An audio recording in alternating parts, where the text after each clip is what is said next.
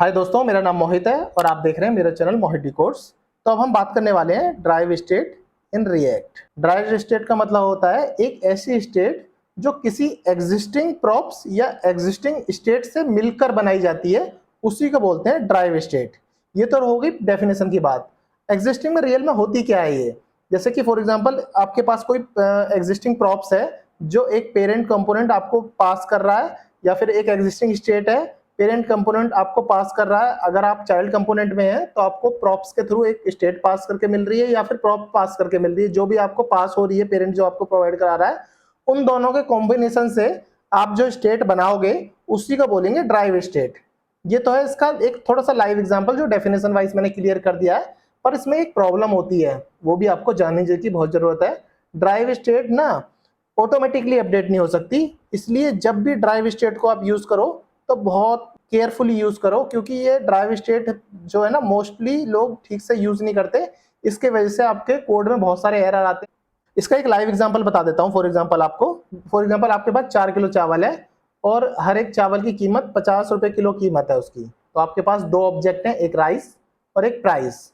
अब इन दोनों को जब जोड़ोगे, इन दोनों का जब टोटल करोगे, राइस इंटू प्राइस, तो उसका एक टोटल निकलेगा। जो टोटल है ना वो डिफरेंट एक स्टेट है। मान लीजिए वो डिफरेंट स्टेट कैसे बनी है, राइस और प्राइस को मल्टीप्लाई करके जो डिफरेंट स्टेट बनी है ना टोटल, उसी टोटल को बोलेंगे ड्राइव स्टेट। चलो इसी एग्जांपल को ही हम अपने रियल लाइफ एग्जांपल के थ्रू मैं समझाता हूं आपको कैसे कैसे ड्राइव स्टेट बनती है, क्या इसके फायदे होते हैं, क्या ये परफॉर्मेंस इंप्रूव में भी काम आता है। ये सारी चीजें आज के लेक्चर में हम जानने वाले हैं। और ये मेरी रिएक्ट जेएस की फुल प्लेलिस्ट है जिसका यूआरएल मैंने अपने डिस्क्रिप्शन में दिया गया है। ये आपको डेफिनेटली हेल्प करेगी आपकी जॉब में, इंटरव्यू पर्सपेक्टिव से भी। सारे ट्यूटोरियल आपको 1 बाय 1 मेरे डिस्क्रिप्शन में मिल जाएंगे इस यूआरएल के थ्रू।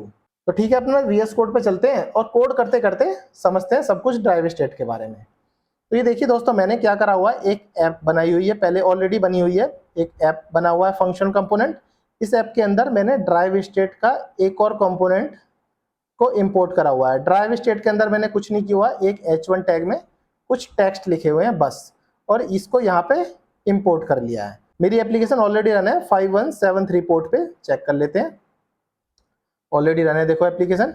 अब ठीक है, अब मैं आपको ड्राइव स्टेट का एक कॉन्सेप्ट समझाता हूँ। जैसे कि मैंने बताया था दो कॉन्सेप्ट थे, एक मैं ले लेता हूँ यहाँ से राइस, और राइस में ले लेता हूँ फॉर एग्जाम्पल 4 किलो मेरे पे राइस है, और उसका ले लेता हूँ कितने प्राइस हैं। तो राइस जो है क्वांटिटी है ये मेरी, ठीक है, राइस क्वांटिटी 4 किलो है और 1 किलो राइस की कीमत है मान लीजिए 50 रुपए।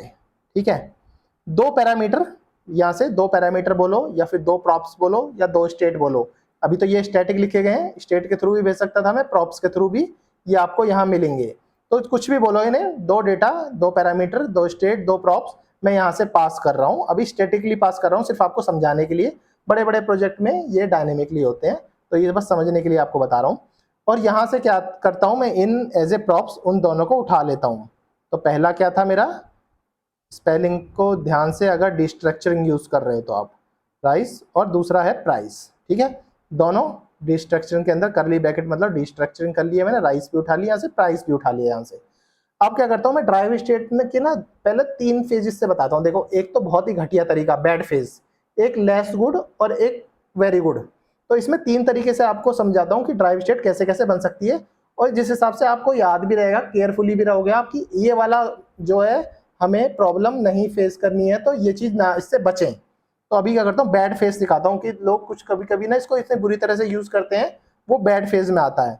अब मानो कि मैंने एक ले लिया, फॉर एग्जाम्पल मैंने एक कॉस्ट ले लिया और टोटल प्राइस और सेट टोटल प्राइस रख लिया। ठीक है, अब मैं क्या करता हूँ, राइस क्वांटिटी और इनटू कर लेता हूँ प्राइस। ठीक है, राइस क्वांटिटी इनटू प्राइस कर लिए टोटल प्राइस में, और इसी टोटल प्राइस को मैं यहाँ क्या करता हूँ, यहाँ पे पी टैग रख लेता हूँ। पी टैग के अंदर राइस टोटल प्राइस करके मैं यहाँ पे आपको ये जो था यहाँ से टोटल प्राइस मैंने कॉपी करके यहाँ पे दिखा दिया।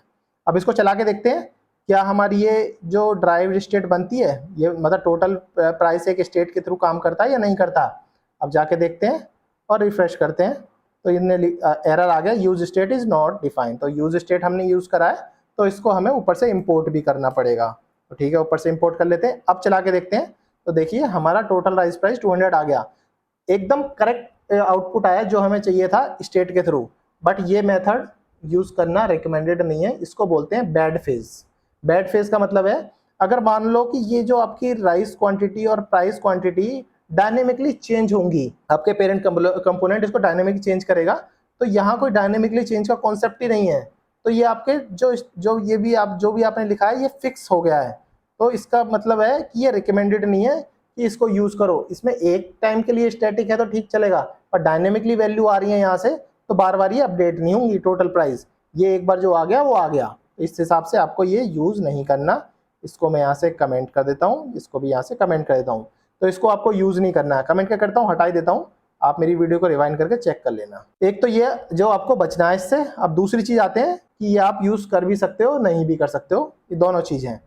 एक कॉन्स्ट लिख देता हूँ और यहाँ पे टोटल लिख लेते हैं।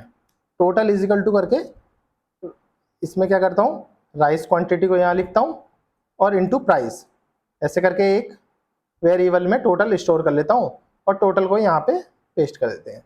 तो इस हिसाब से देखेंगे तो सिंपल आपका जो भी था टोटल प्राइस वो भी एकदम करेक्ट आएगा।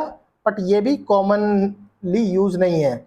इसमें क्या है, इसमें आपको चीज़ें तो ठीक दिखेंगी हर चीज़ें, पर इसमें एक प्रॉब्लम आएगी। अगर राइस क्वांटिटी और प्राइस एक एक्सपेंसिव कैलकुलेशन आ गई, तो बार बार जब स्टेट चेंज होगी, बार बार जब ये प्रॉप्स चेंज होंगे, तो आपका पूरी की पूरी एप्लीकेशन फुल रेंडर होगी। इससे क्या है, एप्लीकेशन में परफॉर्मेंस आएगा, ह्यूज परफॉर्मेंस आएगा। अभी तो छोटी कैलकुलेशन है, अगर बड़ी कैलकुलेशन होगी तो इसमें डायरेक्टली आप कॉस्ट में डायरेक्टली स्टोर कर रहे हो, इससे बार बार रन होगा जब भी आपकी एप्लीकेशन री रेंडर होगी। तो इसलिए ये भी यूज करना रिकमेंडेड नहीं है, ये भी कॉमनली यूज नहीं करना चाहिए। तो एक जो था और था जो मैं पिछली बार बताना भूल गया, इसको मैं रिवाइंड कर लेता हूँ। ये चीज है, रिवाइंड कर लिया, इसको अनकमेंट कर लेता हूँ, इसको भी अनकमेंट कर लेता हूँ। देखो इसको तरीका एक और है, अगर आप इसको कुछ नहीं यूज करना चाहते तो स्टार्टिंग में इसको ब्लैंक रख लो 0, और इसमें क्या करो, यूज इफेक्ट। तो यूज इफेक्ट यूज करके आप इसको भी यूज कर सकते हो इस हिसाब से। इसमें क्या होगा, अगर राइस की क्वांटिटी चेंज होगी तो चल जाएगा, प्राइस की क्वांटिटी चेंज होगी ये तो भी चल जाएगा। इस हिसाब से भी आपको एकदम करेक्ट आउटपुट मिलेगा। इसको भी, ये भी रिकमेंडेड मेथड है, इसको आप रिकमेंड कर सकते हो, पर इसमें भी सेम इशू आएगा। इसमें थोड़ा बहुत परफॉर्मेंस का इशू आएगा, पर ये रिकमेंडेड है। बाकी मेरे को बताना नहीं था, जस्ट मेरे अभी दिमाग में आ गया तो मैंने बता दिया। यूज इफेक्ट के थ्रू भी आप सेट टोटल प्राइस में आके आप इसको चेंज कर सकते हो। तो ये टोटल प्राइस आपकी ड्राइव्ड स्टेट बन जाएगी। जब ये मेरी प्राइस और राइस क्वांटिटी चेंज होंगी, जब ही यूज इफेक्ट रन होगा। कंपोनेंट लाइफ साइकिल की तरह ये एज ए वर्क करता है, तो इसमें कोई प्रॉब्लम आने वाली है नहीं। सिर्फ आपको बताने के लिए मेरे को जस्ट याद आया तो मैंने बता दिया। बाकी जो मोस्ट कॉमन मेथड है वो मैं अभी आपको समझाने वाला हूँ, जो आपको यूज करना है, जो मोस्टली यूज होता है हर जगह। तो उसके लिए क्या होता है, वो होता है यूज मेमो। यूज मेमो मैं ऑलरेडी आपको पढ़ा चुका हूँ, मैं जरा सा आपको बस समझाने के लिए आपको पढ़ाऊंगा। यूज मेमो जो होता है परफॉर्मेंस इंप्रूवमेंट के लिए और हैवी कैलकुलेशन को बार बार रीरेंडरिंग होने से बचाने के लिए यूज होता है। और बाकी मैंने जो इसका डिटेल्ड लेक्चर है वो मेरे आपकी प्लेलिस्ट में जाके मिल जाएगा, आप वहाँ से इजीली चेकआउट कर सकते हैं। तो अब मैं इसमें क्या करता हूँ, एक कॉस्ट लेता हूँ और यहाँ पे लिख देता हूँ और टोटल प्राइस के बाद is equal to use memo. Use memo को लिखने के लिए सबसे पहले आपको यूज मेमो को ऊपर से इंपोर्ट करना पड़ेगा, क्योंकि यूज मेमो एक हुक है। तो इस हिसाब से ये बनाया और इसके अंदर सिंपल आपने रिटर्न कर दिया ऐसे। यहाँ से मैं हटा देता हूँ कंसोल, तो मैंने सीधा रिटर्न कर दिया राइस क्वांटिटी इनटू प्राइस। अब क्या है, जब भी राइस क्वांटिटी चेंज होगी और प्राइस चेंज होगा तभी आपका टोटल प्राइस दिखेगा। यूज मेमो अगर सेम ही राइस क्वांटिटी बार बार आ रही है, सेम ही प्राइस बार बार आ रहा है, तो इसको रीरेंडरिंग करने से भी प्रिवेंट करेगा। तो इसलिए परफॉर्मेंस इंप्रूवमेंट के लिए सबसे अच्छा मेथड है यूज मेमो। और यूज मेमो में 2 पैरामीटर देता है, मैं ऑलरेडी आपको यूज मेमो वाले लेक्चर में क्लियर कर चुका हूँ। ये डिपेंडेंसी एरे में कुछ चीज चेंज होगी तो ही ये रन होगा, अदरवाइज ये स्टैटिक रहेगा। तो टोटल प्राइस उठाओ और अपना यहाँ लिखो और इसको चला के देखते हैं। अब इसको करते हैं रिफ्रेश, तो देखिए जो रिजल्ट आया है, चारों मेथड से रिजल्ट सेम आया है। जो बेस्ट मेथड है ड्राइव स्टेट बनाने का वो है यूज मेमो के थ्रू। तो ठीक है दोस्तों, अभी के लिए इतना ही, फिर मिलते हैं नेक्स्ट लेक्चर में। तब तक के लिए थैंक्स फॉर ज्वाइनिंग।